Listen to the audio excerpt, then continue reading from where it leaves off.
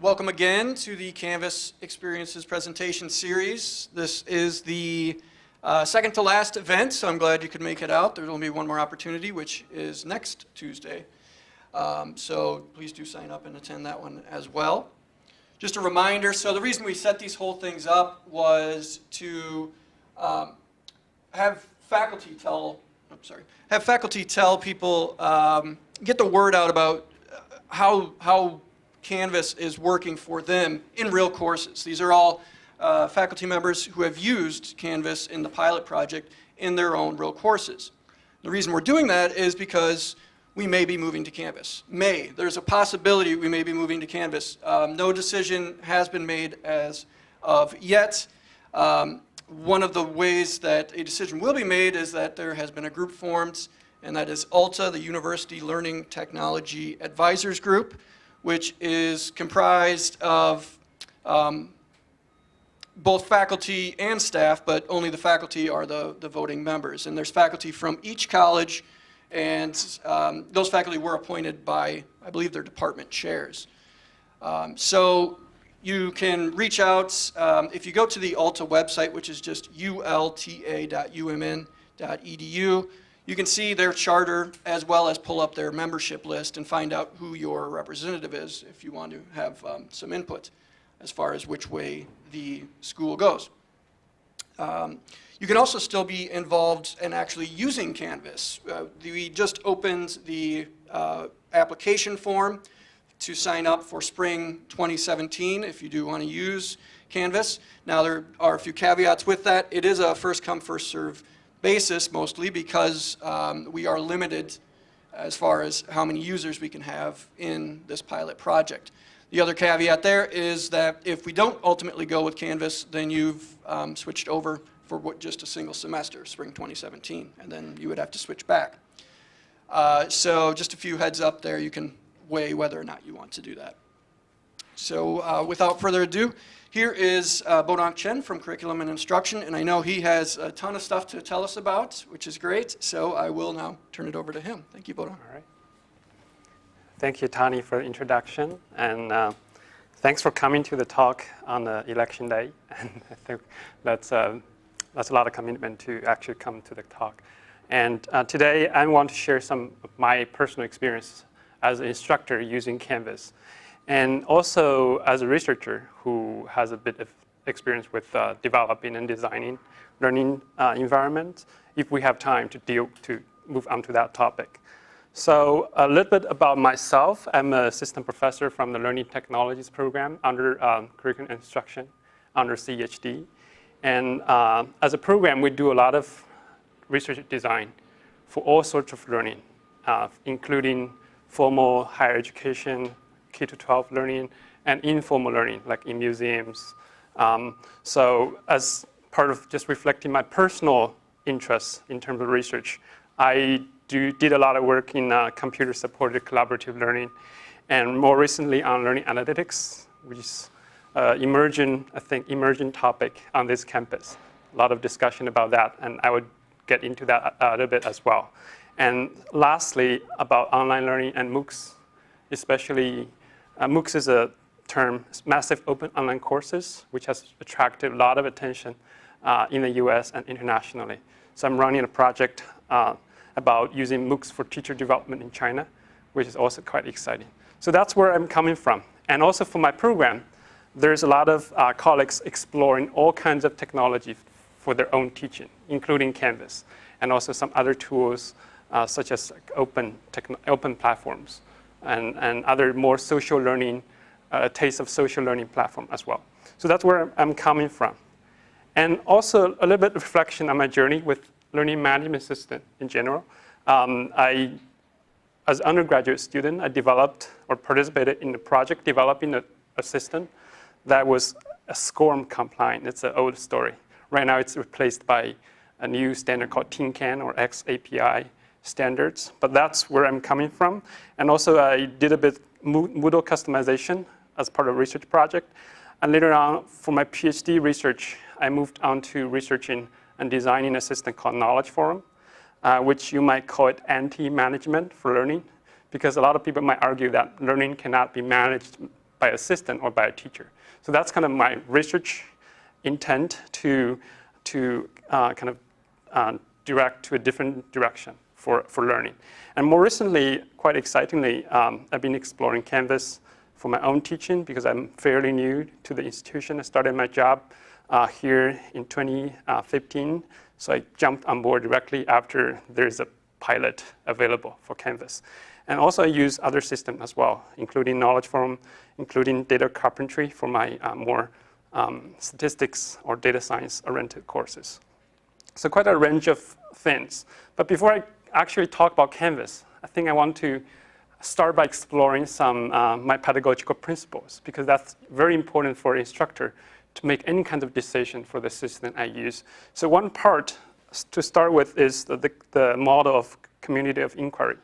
And this model is very popular in my research area, and it highlights several different kinds of things that need to be in place for any, especially online class. The social presence, cognitive presence, teaching presence, and there are overlapping areas. I'm especially interested in the upper part. For example, the overlap between social presence and cognitive presence will kind of encourage more supporting discourse happening in the classroom. That's where my research is really focused on.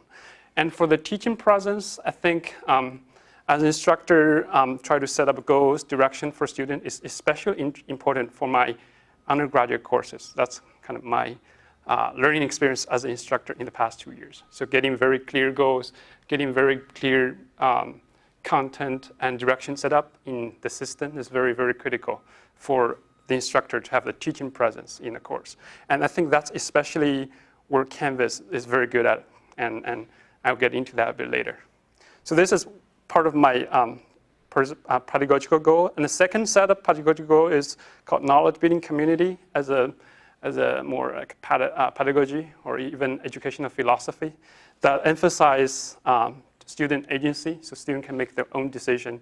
They monitor their own progress, either individually or as a group. And also they treat their ideas as improvable. So they're not learning from the authority, but building up from their own understanding of any kinds of phenomenon. So they treat their ideas improvable and improve them together as a community through community discourse. And also the discussion they are going to have in the classroom will be knowledge generating instead of knowledge telling.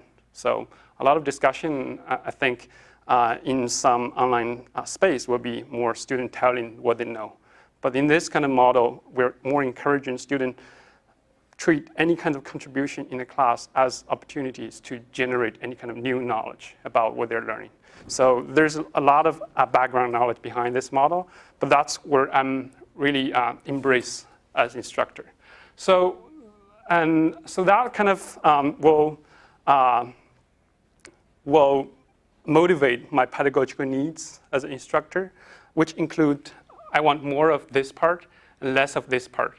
For example, I want more of scaffolding instead of managing, and I want more of conversation instead of knowledge transmission, more of student identity instead of content or purely content, more of student self-regulation instead of teacher regulation, more of encouraging collaboration, emerging collaboration instead of scripted collaboration, more of community progress instead of solely individualist goals. So that's kind of my, to put it in a different ways, I'm wearing a pair of very colored glasses when I look at Canvas.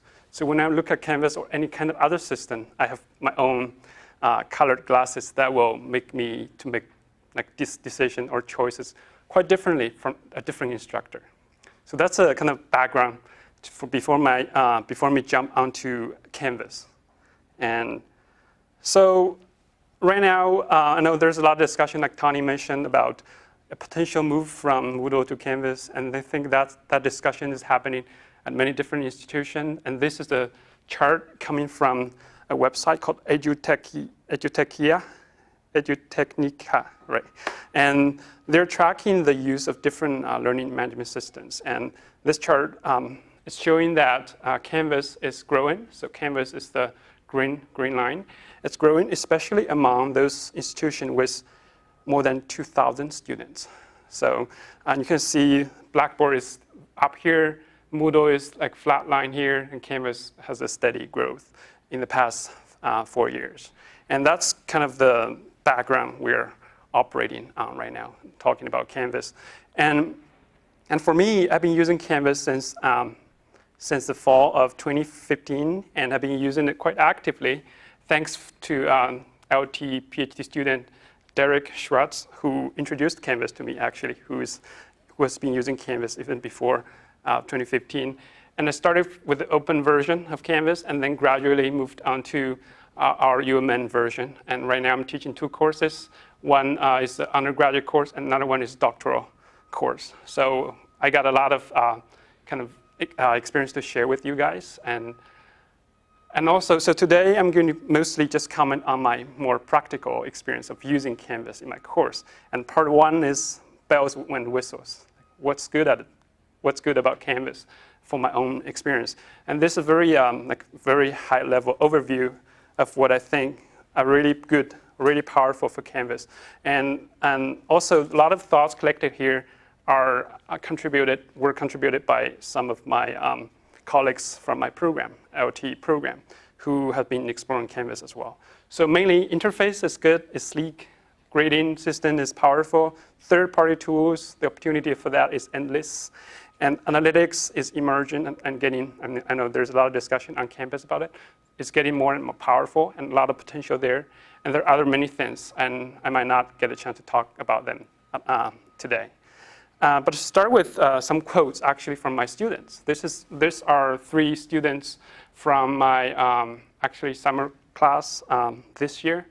And I asked them to give me some feedback about Canvas. And they said it's pretty easy to navigate and has really sleek look. It's tricky in the beginning, but it's really easy to get used to. I think it's a better version of Moodle. And so that represents a lot of feedback from my students. So I'm not really picking this good feedback, but instead they represent most of my students' responses to this question. And also, as a structure, so this is the interface of Canvas, as you can see. And the interface is very kind of stable across, designed very, clearly, has different levels. For example, the left-hand side is the user level. So as a user, I always have these icons there, which connect to my, for example, calendar, my dashboard, courses, my inbox.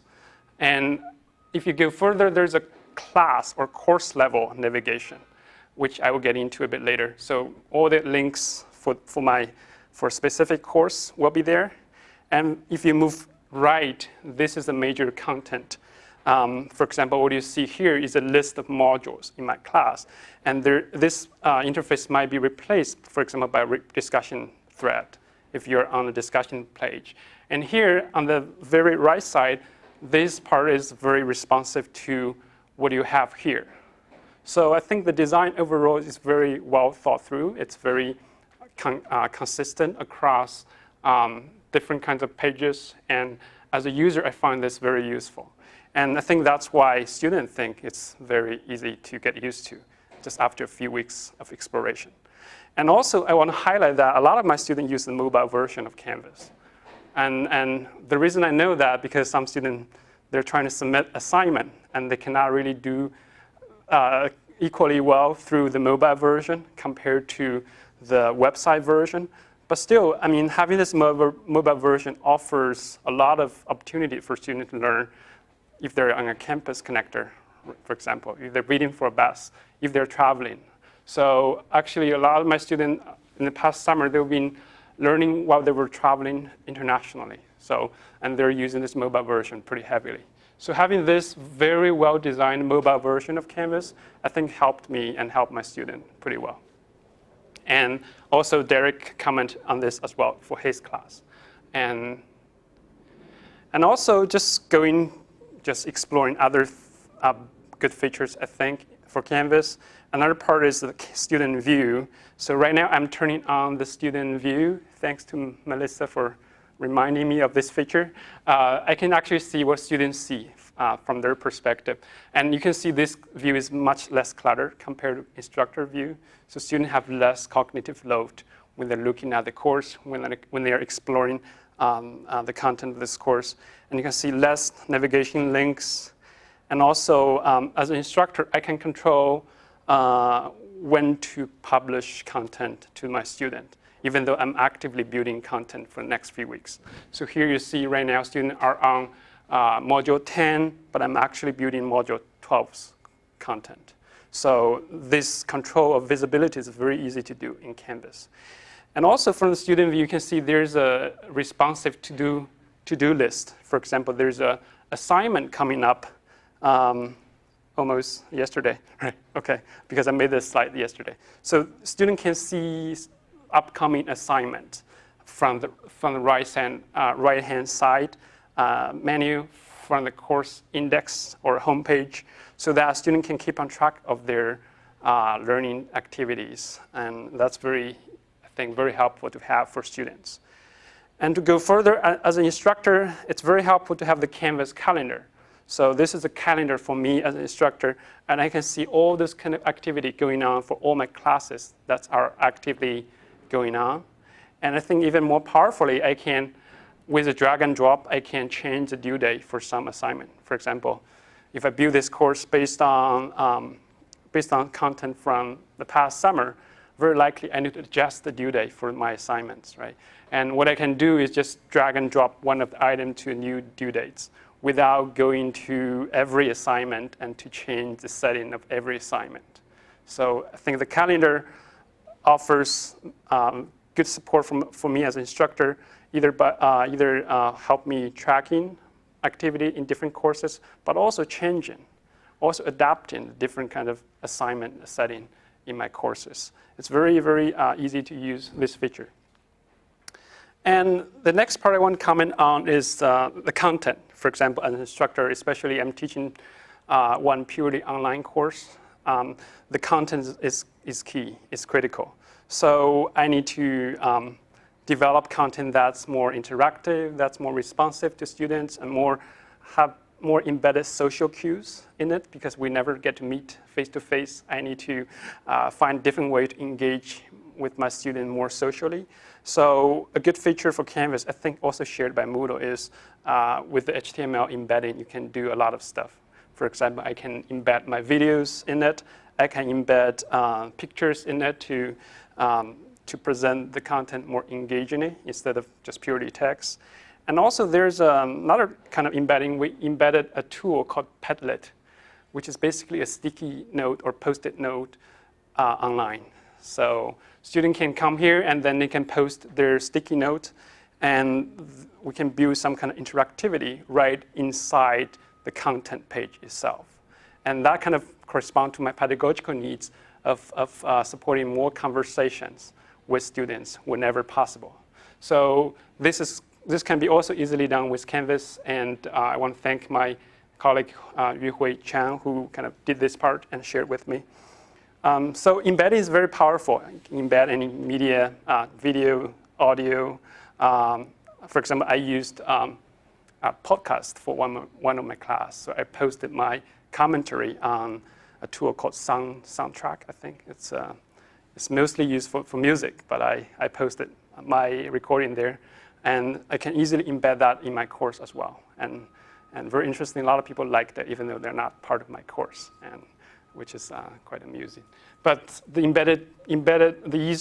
ease of embedding is, I think, very powerful for me as an instructor. And the next part I think I want to comment on is the speed grader. Before using this, I just talked with a colleague of mine who is co-teaching a course with me right now. He is very, very mindful about giving detailed feedback to his students from earlier courses. And what he did was students submit their papers, right? And he will read the paper and make detailed comments in Word document. And then in the same time, record audio to respond to the student. For example, very general commentary about where student can improve, where student can revise for resubmission. So those kind of thing in a separate audio document. And then he need to upload the audio document, send the audio document together with the commented Word document to the students through email. So that's what he has been doing over the years. And just last week, I showed him this. And so this is a speed grader in Canvas. And what I can do is just give very detailed feedback directly in the document student submit. It could be a PDF, it could be a Word document. And then also, you can see here, I have some kind of rubrics to guide the student submission so you can expect which kind of dimension I'm emphasizing for this specific assignment. And also, I can give direct audio feedback by submitting an audio file or just directly recording an audio file through Canvas. So just with a few clicks on Canvas, I think it solves his challenge in earlier teaching very, very nicely. And for his early teaching, I think it's just amazing to me that this kind of time commitment he will make to give students more detailed feedback, which is right now pretty easily resolved or supported by Canvas. And I really liked it. And so that's a speed grader I'm really feeling strongly about for Canvas. And the next part is I want to comment on is third-party tools. Because Canvas can support LTI compliant applications. I'm not sure what LTI stands for, Learning Technology Interoperability. Interoperability, right? So other people can develop tools that can be plugged into Canvas and suddenly it can work within Canvas. So one of the tools I use for my teaching, because I teach a lot of writing intensive courses, is Turnitin, which is a tool for originality check. And so I ask students, when you submit any kind of writing assignment, you run through the Turnitin by yourself, and you can submit through Turnitin through the course. Just make sure you self-check first instead of I need to check you. I think that just encourages a lot of responsibility from the student side instead of having me in their writing. And it worked pretty well for my Canvas course because you can see when students' submission come in, I can see a lot of green lights, which means it's good, and there's a lot of no potential issue with the submission. It's right building the assignment submission process. I don't need to direct student to any kind of additional tool for submission, so it just works. And the next part of third-party tools I want to mention is called Yellowdick. Yellowdick has been, I think, also explored Carlson Business School, right? Carlson School of Business. They've been using this tool as well. And I was using this tool as well, mostly because I want to encourage more social learning. And the tool is designed to kind of mimic the design of Facebook. So students come into the class, they can post pins, they call it pins, you can see here. For example, they can pin a web page, and then they can make a comment on the web page, make connection with their course content. And then under that, you can see very similar to Facebook design. Other students can comment on it, can like it, can respond to it, maybe critique it. So as a platform, I think this kind of feature is more, gives students more identity. And so you can see people there, they have more social cues on it, and students have more interaction on it compared to a threaded discussion. And that's part of my research actually going on, is to understand how students might use or respond to this kind of environment differently. And so Yellowdick also, like Turnitin, you can embed it within Canvas if there's a license in place. And that's another part of the challenge maybe, is because Yellowdick is commercial, it's not open source or free, so we need a license for that to work with Canvas. All right. Yeah, I thought I might clarify on that with some help from all the other tech people that are here. So we had a university license for Yellowdick. No, we didn't. CSUM had a license for Yellowdick, but it's not available to the university in general anymore. It's correct, and they also gave up their license, so they didn't have it internally at CSUM. Okay, so it's not, CSUM does not have a license anymore either, but I'm guessing they can probably integrate it with your own individual license. Yes, okay. So yeah, the reason I could use it because we used to have that, or I don't know. I was just, like, that was available in my course. I was curious about it. I just directly installed it at that point. And I know there's maybe the license went away. But it's just very, I think, generally for third-party integration, Canvas is very, very flexible, a lot of possibilities. And I think that's a lot of, because I'll come back to that point a bit later, because for instructors to have something more responsive to their needs, it's not reasonable or feasible to expect Canvas have everything in it, right?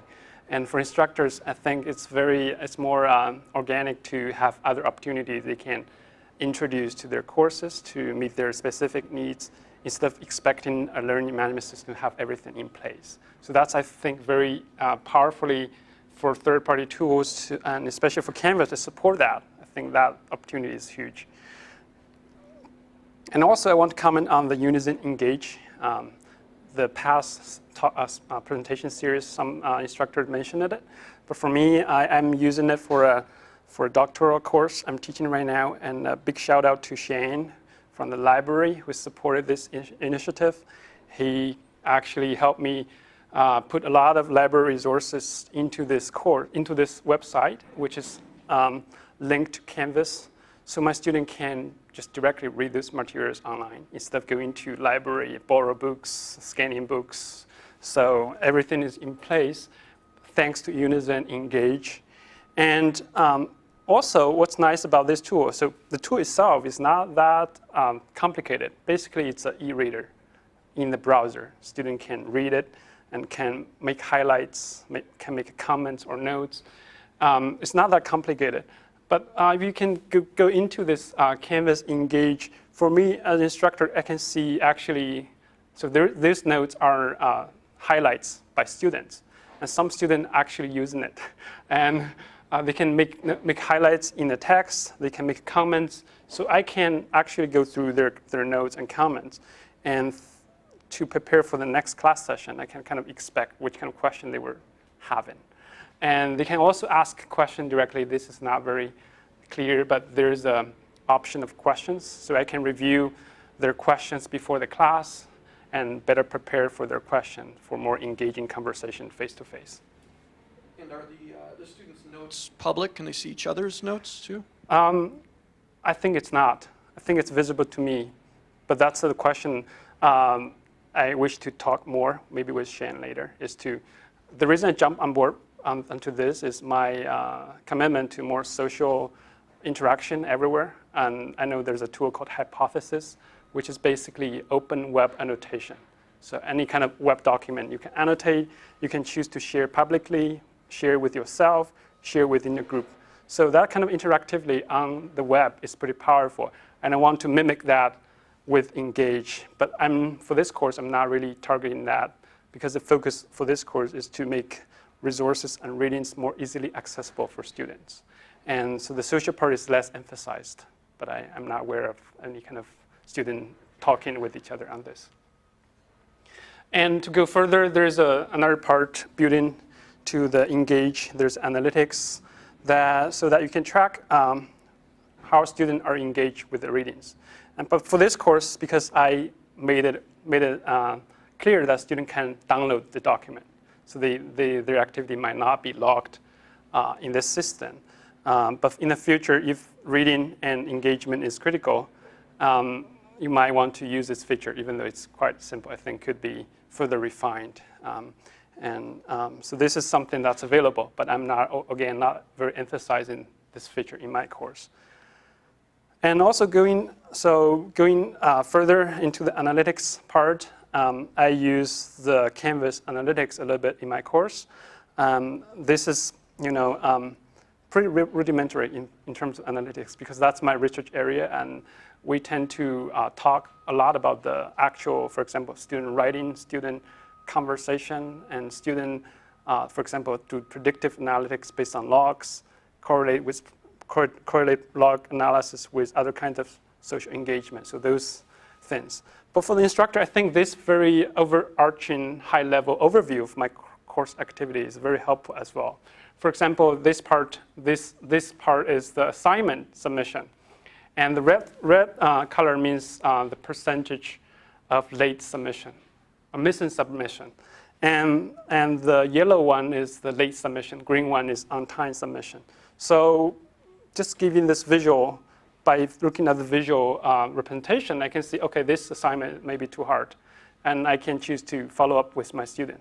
And that's what I'm doing right now, actually, to make a more direct conversation with my student, to remind them, okay, there's a submission that's still missing.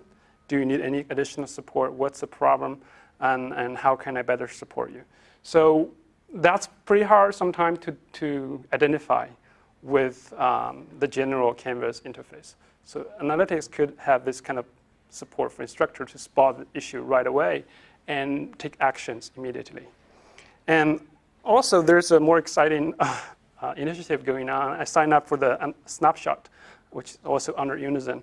Snapshot pilot, which is more, I think, more powerful use of data, building upon existing practice of using analytics and data in Canvas and other systems to design more powerful analytics that can support action taking, like what I mentioned. And I think it actually building support to directly contact advisor, for example, I think. And so there's kind of engaging more people into conversation in a course is very powerful for the Snapshot. But again, it was set up yesterday, so I cannot really show what I did. But I'm really excited about this. So I want to pause for now. And do you have any kind of questions or any question from online I can respond to?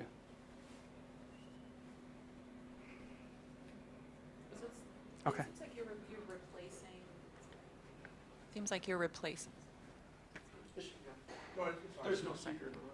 It seems like you're replacing perhaps some of that explicit stuff with really social stuff to make up for those interactions because it might be all online. Does your research show that helps sort of span that critical thinking's gap? Mm-hmm. Is that what your research is showing? So for the courses I mentioned, I'm not doing any research in it yet. There's one course I did earlier that the analysis is still ongoing. So when analyzing, it's a bit tricky actually. It's part of the presentation a bit later. We're trying to introduce analytics that can be used by students so that they can track their social participation and conceptual engagement based on their posts. And then making that tool available for students, then we're right now analyzing a few different dimensions of their engagement. For example, their argumentation. How are they supporting their claims? Are they using any evidence? And also there's other part more related to social, for example, solicitation. With their posting, are they asking other people to contribute? It's more soliciting other people's responses. Or are they responding? Responsiveness, we call it. Are they responding to other people in their posts? For example, they mentioned other people's name. They said, I like your idea, thanks. So those kind of posts. So we're still analyzing that part and still ongoing. But generally for instructor, I think just as a more anecdotal experience, I think just adding those social features is critical for this kind of online course, even though I'm not analyzing them. But using opportunities for text-based, flip-grade, video-based, or other audio-based interaction anywhere possible is one of my commitment to support my students online. But I don't have any specific research data from my course to support that. Mm-hmm. Thank you.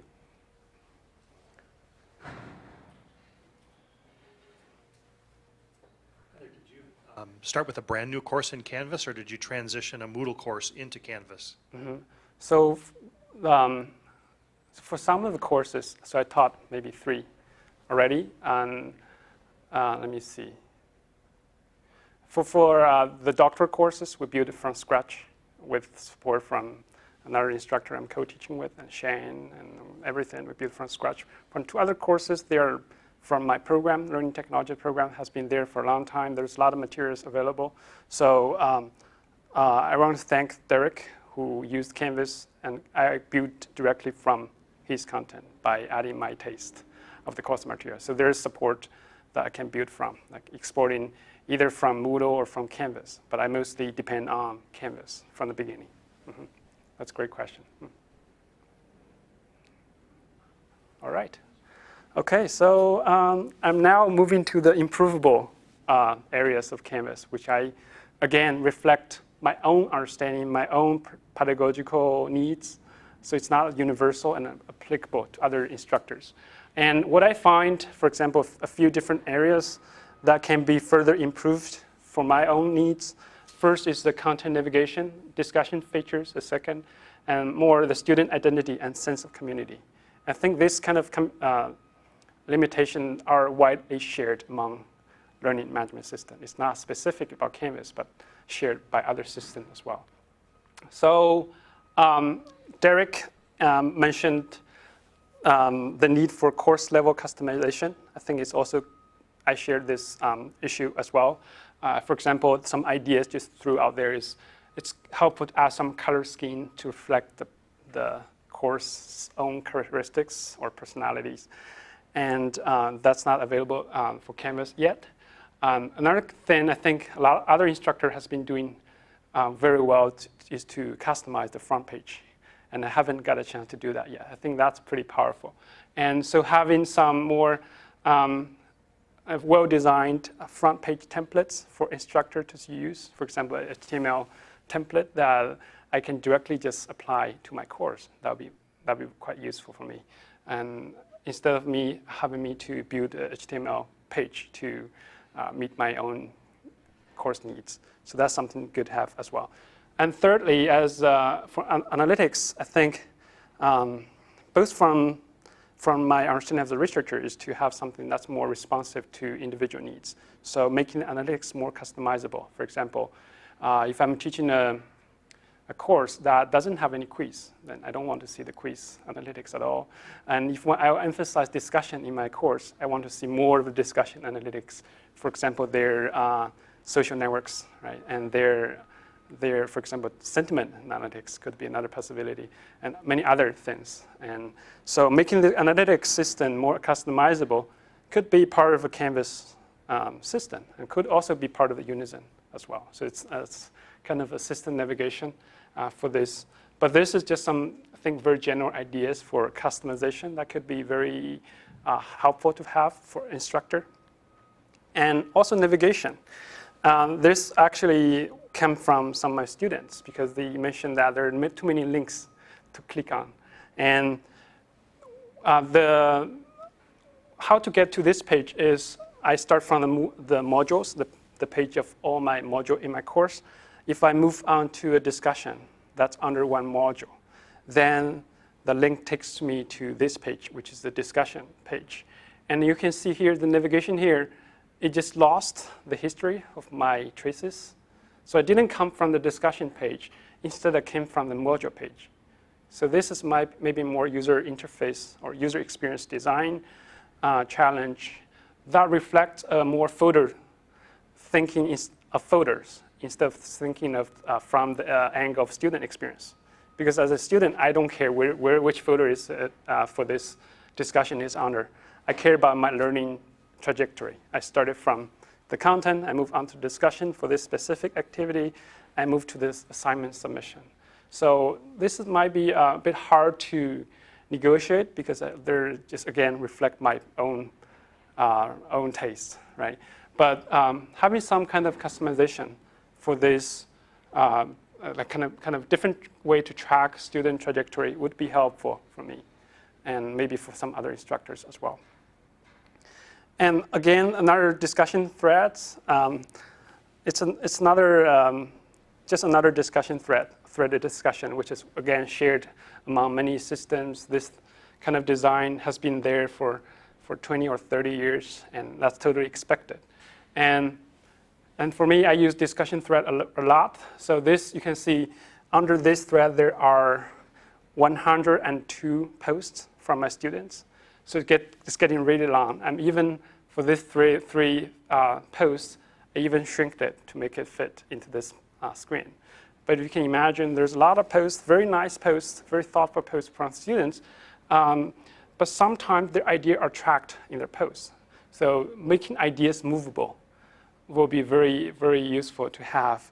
By movable, I mean, for example, a student can easily reference the earlier ideas in a later post in the course. That would be something nice to have. it's not currently supported in many thread discussion, not only Canvas, but also Moodle, other systems as well.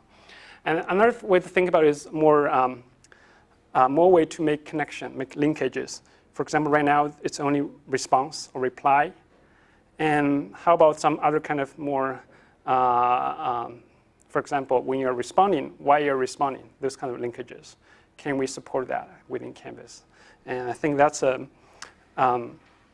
another possibilities. And also, again, because of the design, it's hard to reflect on the overall discussion for students because there's so much content in it. And so better support for reflection that could be powered by some kind of analytics to help students reflect, right? That's another possibility.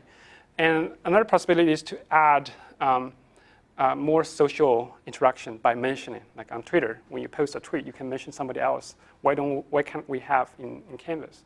And it's happening for other more, I think, modern system. I will mention a bit later.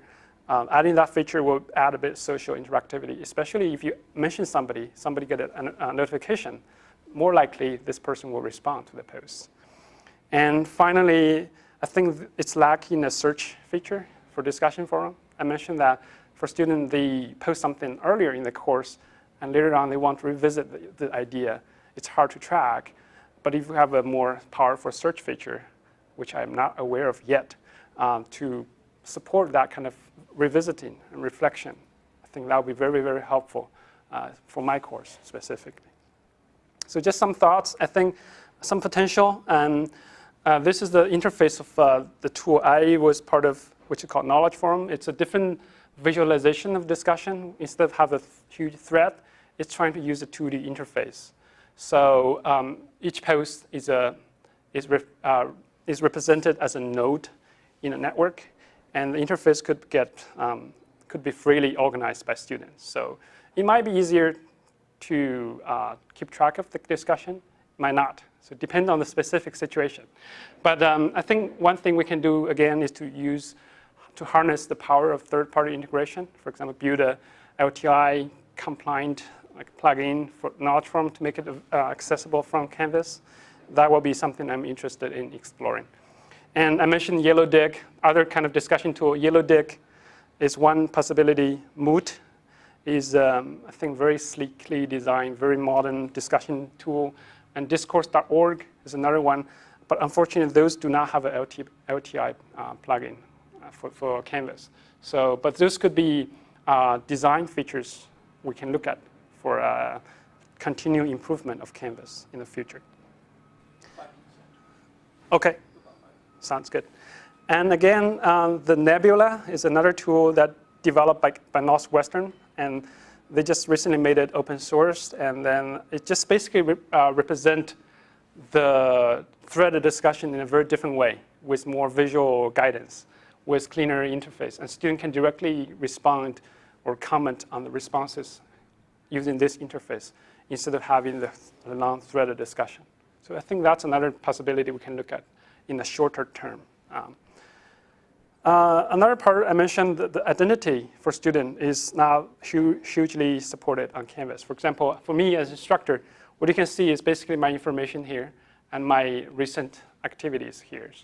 And student might want to show additional stuff. For example, they want to introduce their external identity. I'm just brainstorming here. And they want to have a stronger representation of their achievement in their personal profile. And sometimes we might not be willing to show or engage them in looking at each other's profile in Canvas. If we're thinking about management, learning management, it's not that important to have students to build their online identity in the course. But that's something I think going on in the research field or in the open education or personal learning environment, this kind of territory, they're talking a lot about online identity as part of the typical learning. And I think another, just to comment on opportunity for encouraging or enforcing, facilitating identity management for students. If there are open badges initiative going on, I think that's going very strongly, having a lot of tractions. And in Canvas, as an instructor, we can plug in some kind of the badge system in Canvas, but I haven't explored these possibilities yet. But that could be something Canvas can support right away. But I'm encouraging other instructors to explore if they're interested in, for example, giving students more micro credentials for their work in the course. And that credentials can be represented elsewhere. For example, students can take those badges they got from the course to show that in their other online identity spaces. For example, their own personal website, their Twitter. So adding that taste, I think, could be a very exciting territory to explore. And I want to conclude with this picture and this slide. What is Canvas for you? And this is a comment by Phil Hill, who is a leading scholar in education technology. And he commented that learning management system generally just is a minivan. I'm not like talking minivan negatively, but that's his comment. And it has a lot of features that's nice, good to have. Everybody has one, but just not exciting, right? And there's another scholar, leading scholar, Stephen Downs, who mentioned that this is a wrong metaphor. Minivan, you can still drive it yourself, right? It's owned by you. He said our management system is actually a bus. It's driven by somebody else. It's huge, a lot of features you do not need. And if you miss the last bus, you need to wait for the next one. So you have less control. And for me, I'm just thinking about how can you make it to a sporty car, right? And it depends on a lot on your own needs. Everybody will perceive it very differently from their own specific needs. It could be a minivan, it could be a bus. And for instructor, I think, and with the nice support from the campus, from our wonderful staff working with us to make our learning and teaching easier, how can we make it into a sporty car? That's my kind of open-ended way to end this presentation.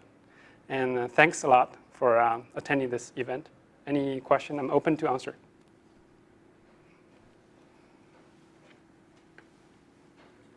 Any? No? Thank you, Bodong, for coming and speaking. If we could give him a round of applause, that was great. And thank you all for coming. As I said before, next session will be on next week on Wednesday, I think at 10:10 in Nolte Center. So hope to see you there or see you online. Thanks.